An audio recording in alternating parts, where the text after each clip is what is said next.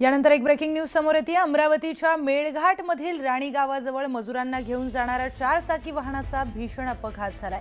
4 चाकी वाहन 20 फूट खोल दरीत कोसळल्यामुळे 5 मजुरांचा दुर्दैवी मृत्यू झाला, तर 10 ते 12 जण गंभीर जखमी झालेत। जखमींना उपचारासाठी धारणीच्या उपजिल्हा रुग्णालयामध्ये दाखल करण्यात आलंय, तर राणी गावच्या कंजोली गावातील नागरिक बाजारासाठी देडतलाई गावामध्ये गेलेले होते। बाजार आटोपून परत येत असताना ही घटना घडली आहे। रस्त्यांवरील मोठमोठ्या खड्ड्यांमुळे वाहन चालकाचं नियंत्रण सुटलं आणि हा दुर्दैवी अपघात झाला। यामुळे आता मेळघाटातील रस्त्यांचा प्रश्न ऐरणीवर आलाय।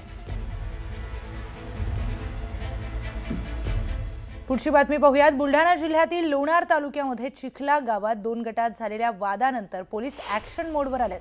शिवरायांचा पुतळा बसवण्यावरून वाद निर्माण झालेला।